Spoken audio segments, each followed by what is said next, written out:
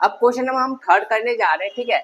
ये क्वेश्चन आपके एग्जाम के पॉइंट ऑफ व्यू से बहुत ही ज़्यादा इम्पोर्टेंट है। क्योंकि ये क्वेश्चन एग्जाम में हर साल पूछे जाते हैं, ठीक है। तो आपको इस क्वेश्चन को ध्यान से देखना है और लास्ट तक देखना है ताकि आपको अच्छे से समझ में आए, ठीक है। अब क्वेश्चन पे आते हैं। क्वेश्चन हमें क्या कह रहा है, consider the relationship between temperature measure in degree Celsius and degree Fahrenheit, ठीक है। आपको टेम्परेचर जो मिला हुआ है एक डिग्री में है, एक डिग्री सेल्सियस में और डिग्री फ़ारेनहाइट में है। आपका रिलेशन दिया हुआ है कि इस रिलेशन से आपको सॉल्व करना है। आपको यहाँ पे क्या है, फाइंड ए एंड बी, आपको ए और बी फाइंड करना है। गिवन दैट क्या गिवन है कि ice melt eight 0 degree Celsius and 32 degree Fahrenheit. जो आइस मेल्ट होता है उस डिग्री सेल्सियस पे आइस कितने डिग्री पे होगा, जो आइस मेल्ट हो जाएगा तो 0 डिग्री पे। इसी तरीके से कितने फ़ारेनहाइट होगा जो आइस मेल्ट हो जाएगा तो 32 डिग्री पे जो हमारा जो आइस होता है वो पिघलना यानी कि पानी के रूप में आना स्टार्ट हो जाता है। And water boils at, water कब बॉइल होता है, जब सेल्सियस कितना डिग्री होना चाहिए, 100 डिग्री में सेल्सियस होगा तो पानी उबलना स्टार्ट हो जाएगा। और फ़ारेनहाइट में कब होगा, जब 212 डिग्री होगा तब, ठीक है। अब हमें क्या कह रहा है कि व्हेन, कब, जब हमारा आइस मेल्ट होता है, क्या होता है, आइस मेल्ट। अब आइस मेल्ट कब होगा, ठीक है, आइस मेल्ट कब होगा, डिग्री सेल्सियस पे कितना कितना डिग्री होना चाहिए, जो आइस मेल्ट हो जाएगा तो 0 डिग्री होना चाहिए। इसी तरीके से कितने फ़ारेनहाइट होगा जो आइस मेल्ट हो जाएगा तो आपका है 32 डिग्री, ठीक है। इसी तरीके से जो वाटर होता है, वाटर बॉइल कब होना स्टार्ट होता है, ठीक है। तो सेल्सियस आपका कितना होना चाहिए, 100 सेल्सियस होना चाहिए, यानी कि 100 डिग्री सेल्सियस होना चाहिए तो पानी उबलेगा, ठीक है। इसी तरीके से फ़ारेनहाइट कितना होना चाहिए, फ़ारेनहाइट आपका होना चाहिए 212 डिग्री, ठीक है। और एक चीज याद रखिए, हमें यहाँ पे रिलेशन गिवन है, इस रिलेशन में आपको ये वैल्यू पुट करना है, ठीक है। समझ में आया होगा, आगे बढ़ते हैं, ठीक है। अब हमें देखिए रिलेशन ये गिवन है, क्या रिलेशन क्या गिवन है, देखिए रिलेशन आपका गिवन है, डिग्री सेल्सियस इक्वल है ए डिग्री एफ प्लस में बी, ठीक है। अब इसको देखते रहिए और इसी के थ्रू हम क्वेश्चन को सॉल्व करने की कोशिश करते हैं, ठीक है। अब देखिए हम कब, जब आइस मेल्ट होता है तो ध्यान से देखिए, अगर देखो डिग्री सेल्सियस कितना है 0 डिग्री, तो 0 यहाँ पे रख देते हैं, इक्वल का साइन है तो इक्वल लगा दो, ठीक है। ए की वैल्यू आपको फाइंड करनी है तो ए की जगह एफ ए ही रखना है, और एफ की वैल्यू हमें दिया हुआ कितना दिया हुआ 32, तो इनटू में कर देंगे 32 प्लस में, और बी की वैल्यू भी आपको क्या करना, फाइंड करना है। तो ये आपका हो जाएगा 0 बराबर ए को 32 से मल्टीप्लाई करोगे तो 32 ए प्लस में बी, ये आपका इक्वेशन नंबर फर्स्ट है, ठीक है। अब वाटर बॉइल वाले को देखो, इसी इक्वेशन में देखना है, ठीक है। अब देखो डिग्री सेल्सियस है, यहाँ पे डिग्री सेल्सियस कितना दे रखा है 100, तो डिग्री सेल्सियस के लिए हम क्या रख देंगे 100, बराबर का साइन है तो बराबर का साइन, ठीक है। अब ए तो आपको फाइंड ही करना है, ठीक है। और डिग्री फ़ारेनहाइट कितना दे रखा है 212, तो 212 को हम यहाँ रख देते हैं और प्लस में भी, ठीक है। तो ये आपका आ जाएगा 100 बराबर है 212 को ए से मल्टीप्लाई करोगे तो 212 ये आ जाएगा और प्लस में भी, ये आपका इक्वेशन नंबर सेकेंड है, ठीक है।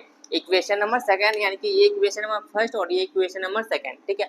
अब क्या करना है, इक्वेशन नंबर फर्स्ट और सेकेंड को सब्ट्रैक्ट करना है, ठीक है। इधर आइए, तो यहाँ पे लिखिए subtracted from equation first to second, ठीक है। तो इक्वेशन नंबर सेकेंड देखिए क्या कह रहा है कि 100 बराबर है 212 ए प्लस बी, तो 212 ए प्लस बी, ये इक्वेशन नंबर सेकेंड है।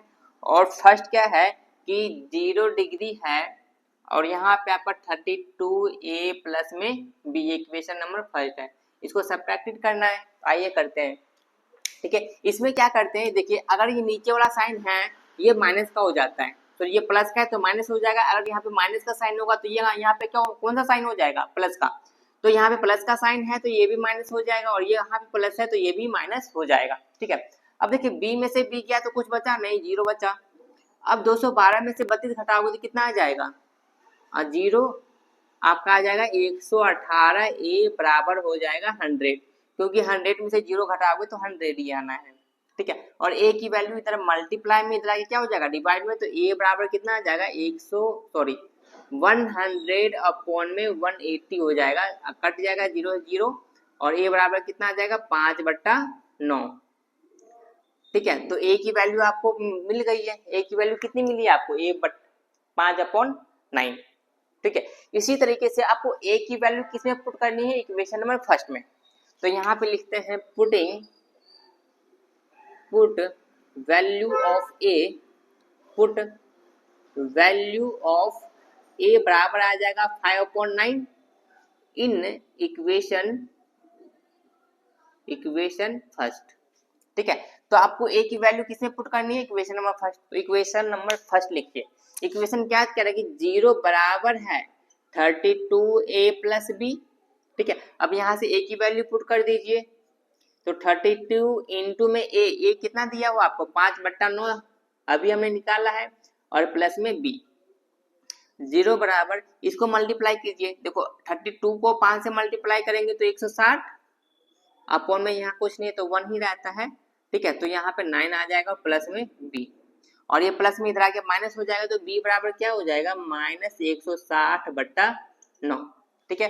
तो आपको b की वैल्यू भी पता चल गया है, ठीक है, आपको b की वैल्यू भी पता चल गया है। अब हमें एक चीज और करना है, क्या करना है, हमें रिलेशन फाइंड करना है, ठीक है। तो यहाँ पे लिखते हैं रिलेशन, क्या लिखते हैं, रिलेशन में देखिए आपको क्या दिया हुआ था कि डिग्री सेल्सियस बराबर है a डिग्री f प्लस में b, यही गिवन है हमें, ठीक है। अब देखिए हमें a और b की वैल्यू चाहिए ना, तो डिग्री सेल्सियस की जगह यही रखते हैं। अब a की वैल्यू अभी हमने निकाला 5/9, तो a के जगह 5/9 आ जाएगा, और f के जगह f ही रहेगा, और b की वैल्यू हमें कितना निकाला है -160/9, ठीक है। डिग्री सेल्सियस बराबर आ जाएगा 5/9 डिग्री एफ, और प्लस माइनस माइनस होता तो यहाँ पे कौन सा साइन लगेगा, माइनस साइन, तो ये आ जाएगा 160/9, ठीक है। तो जहां तक मुझे लगता है आपको बहुत ही अच्छे से समझ में ये आ गया होगा, ठीक है। आई होप आपको बहुत आसानी से समझ में आएगा, और ये एग्जाम के पॉइंट ऑफ व्यू से बहुत ज्यादा इंपॉर्टेंट है, तो ये क्वेश्चन करके जाना एग्जाम में, ताकि आपको अच्छे से नंबर मिल सके। Thank you for watching.